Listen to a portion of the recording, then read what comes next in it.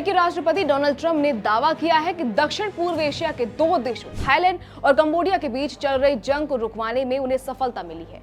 पिछले 11 महीनों से दोनों देशों के बीच हालात बेहद तनावपूर्ण थे। सीमा पर सेना आमने सामने थी, तोपें और मिसाइलें आग उगल रही थी।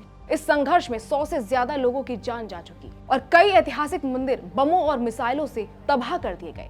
नमस्कार, मैं खुशी चौधरी और आप देख रहे हैं एबीपी लाइव। थाईलैंड और कंबोडिया की इस जंग में सिर्फ इंसान ही नहीं बल्कि आस्था और देवताओं तक को निशाना बनाया गया। थाई सेना ने कंबोडिया के कई मंदिरों पर मिसाइलें दागी, फाइटर जेट से मंदिरों को उड़ाया गया, तोपों और रॉकेट लॉन्चरों से धार्मिक स्थलों को निशाना बनाया गया।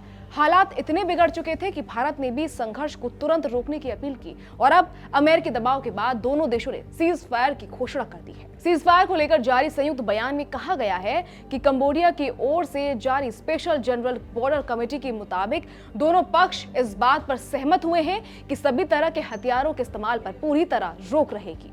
इसमें नागरिक ठिकानों, बुनियादी ढांचे और सैन्य लक्ष्यों पर किसी भी तरह का हमला शामिल है। ये संघर्ष विराम हर इलाके में और हर हाल में लागू रहेगा। इतना ही नहीं, सीजफायर समझौते के तहत 72 घंटे की निगरानी अवधि भी तय की गई है।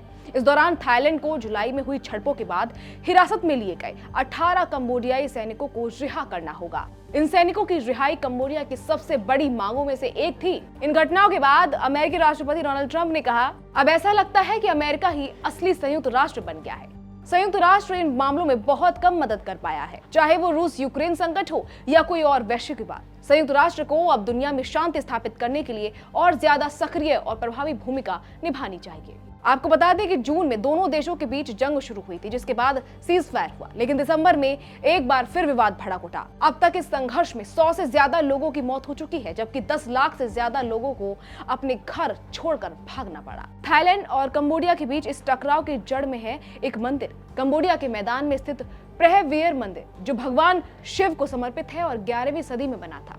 इस मंदिर पर थाईलैंड भी अपना दावा करता है। मामला अंतर्राष्ट्रीय न्यायालय पहुंचा और 15 जून 1962 को कोर्ट ने फैसला सुनाया। न्यायालय ने कहा 1904 की फ्रैंको सायामी संधि के तहत विवादित क्षेत्र वाटरशेड लाइन के आधार पर तय किया गया था और सीमा निर्धारण आयोग के नक्शे में ये मंदिर कंबोडिया की सीमा में आता है। यहीं से दोनों देशों के बीच दुश्मनी और गहरी होती चली गई। बहरहाल अब तोपें खामोश है। अमेरिका इस जंगबंदी का पूरा श्रेय खुद ले रहा है। डोनाल्ड ट्रंप दुनिया को यह बताने में पीछे नहीं है कि जंग उन्होंने रुकवाई है।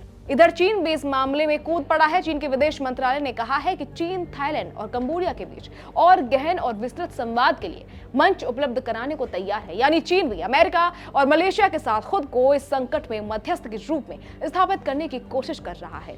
अब माना जा रहा है कि दोनों देश मंदिरों के नाम पर न भिड़ेंगे और न ही आस्था के प्रतीकों को जंग का मैदान बनाया जाएगा।